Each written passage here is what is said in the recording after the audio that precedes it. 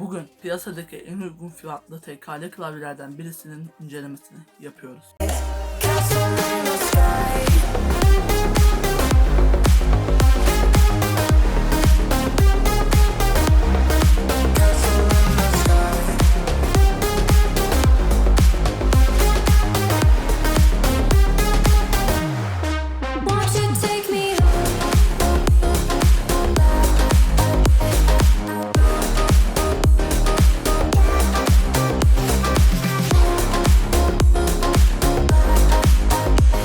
Merhaba arkadaşlar, ben Şahin. Bugün sizlerle beraber piyasadaki en uygun fiyatlı TKL klavyelerden birisinin kutu açılımı ve incelemesini yapacağız.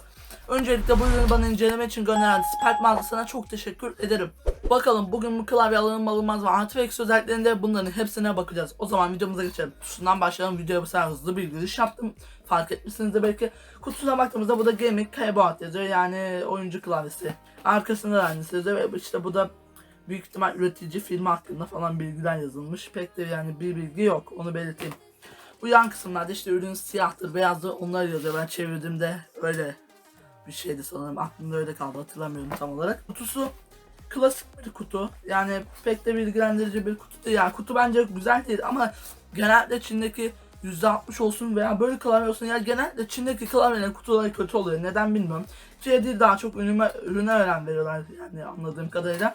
Yani kutuyu beğenmedim zaten, bilmiyorum yani. Ama bir mağazada falan satılınca bu kutu hiç bence dikkat çekmez. Öncelikle arkadaşlar şöyle bir şey çıktı. Burada arkadaşlar 10 adet yedek switch çıkıyor. Eğer klavyedeki switchlere bir şey olsa bunları kullanabilirsiniz.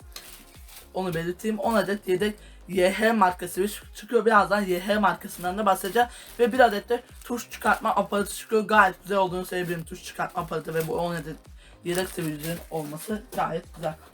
Şimdi arkadaşlar şöyle hızlıca klavyemizi alalım. Gördüğünüz üzere böyle bir plastik poşet desem böyle bir şey de geliyor. Bu arada ben klavyeyi yaklaşık bir ay kadar kullandım. Kusura bakmayın, biraz kirli olabilir. Yaklaşık bir ay kadar kullandım bu klavyeyi. Yani zaten videolarda da görmüşsünüz. Mesela yani çok video atmadığım için bir videoda falan görmüşsünüzdür en fazla. Neyse, klavyemize bakıyoruz. Böyle bir klavyeye bakacağız. Kutusundan başka bir şey çıkmıyor. Yani herhangi bir şekilde bir garanti belgesi yok. Zaten garantisi fatura verili satılıyor. Odur yani garantiniz. Onun dışında bunun bir garantisi yok. Öncelikle şöyle bir kablosundan bahsedelim. Şu kabloyu hızlıca çözelim. Evet arkadaşlar, kabloyu çözdüğümüzde şöyle kablosu böyle bir şey. Maalesef kablo kısa, 1.34 metre uzunluğuna sahip. Plastik bir kablosu var. 1.34 metre olması gerçekten çok az. Hadi 1.5 metre olsaydı, 1.34 metre, yani baktığımızda 1.3 metrelik bir kablo bence az kalmış. Klavyelerde en az görmek istediğim rakam benim 1.8 metre, maalesef bunda 1.3 metrelik bir kablo görüyorum. Hadi 1.3'ü geç, hadi 1.5 olsaydı keşke ama maalesef 1.3 metrelik bir kablo. Baktığımızda plastik, orta kalınlıkta bir kablo. Benim için plastik kumaş çok önemli. Kalınlığı da güzel. Şimdi arkadaşlar tasarımından bahsettiğimizde böyle düz güzel bir tasarım var. Yani ben tasarım anlamında bu klavyeyi beğendim. Gayet güzel bir tasarım var. 87 tuşlu bir klavye ve TKL bir klavye. Yani bizim normal bildiğimiz numloklu 104 tuşlu klavyeler gibi değil. Bu 87 tuşlu TKL bir klavye. Gayet güzel, yani masada daha az yer kaplıyor. Bir de bunun bir küçüğü de %60 oluyor. %60'ın küçüğü olmuyor. Yani çok az oluyor. %30'lar falan var ama onlar öylesine yani kullanılmıyor. %30'lar çok az kullanılıyor. Şöyle yanlarında da şöyle ışıklar var. Gayet güzel. Gördüğünüz tasarım böyle. Evet, alt kısmına baktığımızda arkadaşlar çok zor tutuyorum elimde. Size şöyle göstereyim. Bu da arkadaşlar 4 adet kaydırmaz kauçuk ayakçıklarımız var. Bunun dışında alt kısmında bir şey yok. Yani herhangi bir yükseltme bacakçığı yok ama klavye zaten kendiliğinden yükseltilir. Şu noktadan bakarsanız kendiliğinden bir yükseltisi olduğunu fark edersiniz. Yani bu kauçuk bacakçıklar, ayakçıklar görevlerini iyi yapıyor ama evet, iyi yapıyor. Gördüğünüz üzere klavye kaymıyor, mousepad kayıyor. Gayet iyi yaptıklarını söyleyebilirim görevlerini. Şimdi tasarımdayken arkadaşlar bir de ağırlığından bahsedelim. Ben net bir ağırlık testi yapamadım.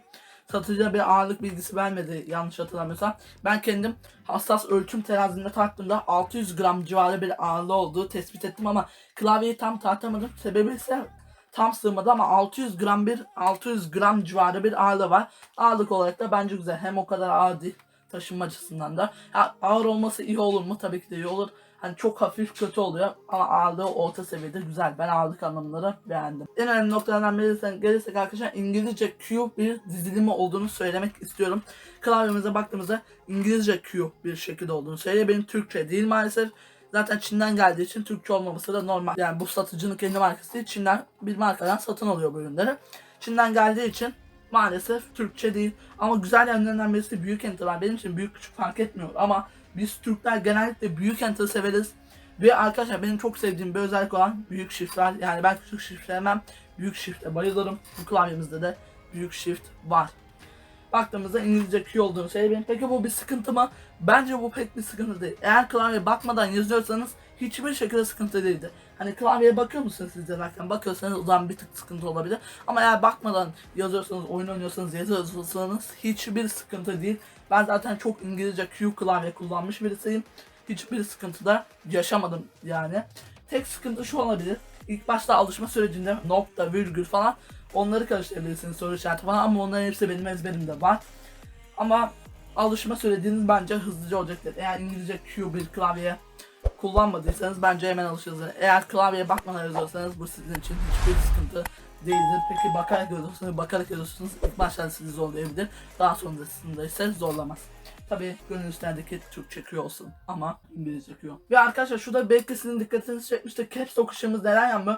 Caps Lock kapalıyken ışığı yanmıyor. Açıkken ise ışığı yanıyor. Yani oradaki tuş bozuk değil, onu da belirteyim. Şimdi hani bozuk falan derler ama öyle bir şey yok. Ama bu böyle şöyle olabilirdi, mesela Caps Lock kapalıyken yansaydı, yani klavye daha güzel bir kombinasyon olurdu. Açıkken de kapalı olsaydı daha güzel olabilirdi bence. Bilmiyorum, belki sizin için değişir. Şimdi arkadaşlar switchlerine gelelim. Switchlerimize geldiğimizde arkadaşlar, bunda daha önce benim hiç duymadığım bir marka olan YH isimli bir markanın switchleri kullanılmış. YH markasını da araştırdığımda pek bir bilgiye rastlayamadım. Yani internette pek bir bilgiye rastlamadım. Ama hissiyat anlamında ben beğendim.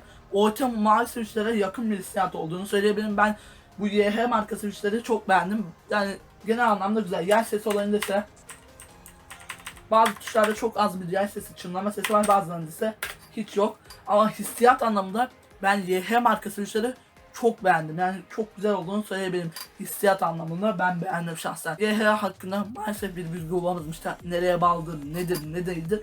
Bunun hakkında bir bilgim yok. Ama ben genellikle İngilizce ve Türkçe kaynaklarda araştırma yaptım. Keşke Çince kaynaklarda araştırma yapsaydım. Bak o daha yeni aklıma geldi. Çince kaynaklarda araştırma yapsaydım belki bir bilgiye rastlayabilirdim ama maalesef rastlayamadım. Ama eğer bir bilgi bulursam yorumlar kısmına belki yazarım siz sorarsanız.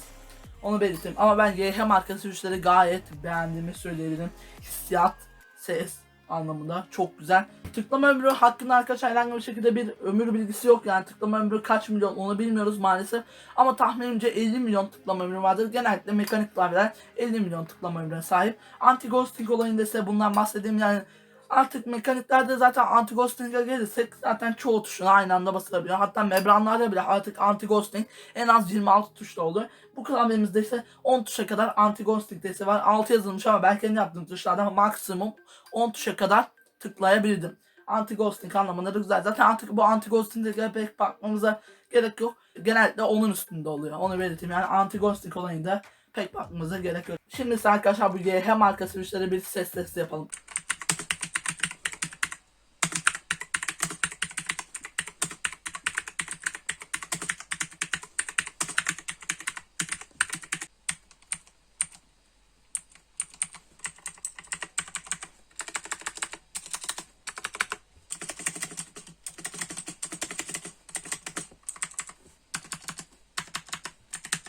Evet arkadaşlar, ses sesini gördüğünüz klavyenin sesi böyleydi. Devam edelim. Şimdi ise arkadaşlar ışıklandırmaya gelelim. Işıklandırma ise rainbow bir aydınlatmaya sahip. Şu anda size ışığı az görünüyor olabilir ama ışığı kuvvetli, hatta bu ortamda bile ışığı gerçekten kuvvetli olduğunu söyleyebilirim. Işıklar var ama ışığı kuvvetli olduğunu söyleyebilirim. Işıklandırma anlamında bence gayet güzel bir ışıklandırması var. Rainbow bir ışıklandırması var. Baktığımızda arkadaşlar bu kısımlar sarı, bu kısımlar kırmızı, bu kısımlar mor, bu kısımlar mavi, bu kısımlar açık mavi, bu kısımlar ise pembe. Gayet güzel bir ışıklandırması olduğunu söyleyeyim. Tabi RGB olsaydı çoktan güzel oldu ama bu fiyata RGB klavye bulamıyoruz. Yani 104 tuşlu RGB klavye bile yok bu fiyata. Bu mekaniklerden bahsediyorum bu arada, membran veya mekaniklerden bahsetmiyorum. Yani çizgi çizgi, satır satır olmasından, işte bu biri kırmızı, burayı yeşil, burayı mavi, satır satır aydınlatma yerine bu tür aydınlatma bence daha güzel olmuş. Ben daha çok beğendim bu tür bir aydınlatmayı. Işık modlarımıza gelsek arkadaşlar, burada bir tane tuş var gördüğünüzde. Buradan ışık modlarımızı ayarlayabiliyoruz. Siz arkadaşlar bunun bir ışık modlarına bakıp gelin.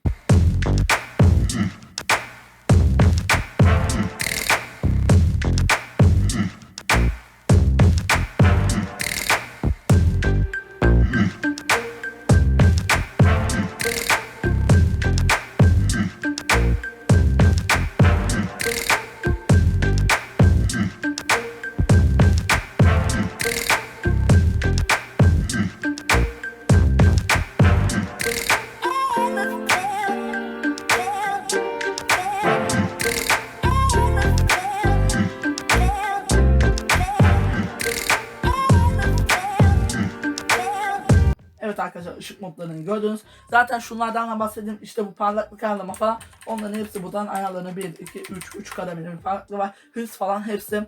İşte hızı nasıl yükselteceksin? Şu sağ sol yön tuşları hızı arttırıp yavaşlatacaksın. Parlaklığı da işte bu yön tuşlarındaki yükseltme, aşağı tuşlarında bu işi halledeceksin. Zaten onları anlatmaya gerek yok. Artık bunları çoğumuz biliyoruz. Evet arkadaşlar, artık videomuzun sonuna yavaş yavaş gelirken bu klavyemizin eksilerinden bahsedelim. Benim bu klavyeye vermek istediğim eksiler şu. Birincisi kablosu 1.34 metre.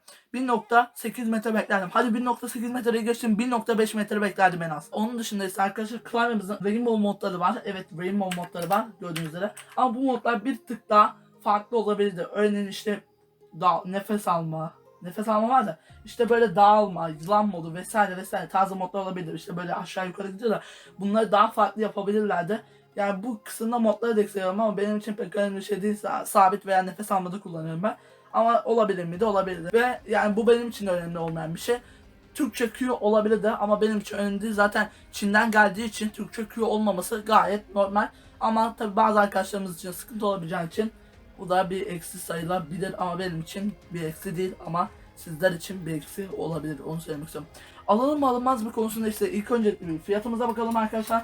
Evet arkadaşlar, fiyat anlamında ise en ucuz Akkakçe'de 211 TL'ye buldum bu klavye. Zaten Türkiye'de bu klavye sadece Spert mağazası satıyor. Gördüğünüz üzere Spert 211 gibi bir fiyata satıyor. 210 lira ve 230 lira arasında değişen bir fiyat olduğunu söylemek istiyorum. Alınır mı alınmaz mı konusunda ise bence bu klavye alınabilir, alınır.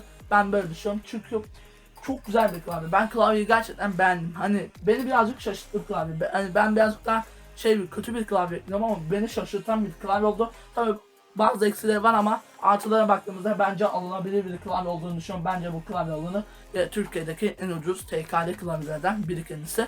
Bence alınır. Satın alma linki açıklama kısmına, satın almak isterseniz satın alabilirsiniz. Videoyu beğendiyseniz videoya like tıklayıp kanalıma abone olmayı, bildirimleri açarsanız çok mutlu olurum. Hepinizi çok seviyorum. Görüşürüz. Bay bay.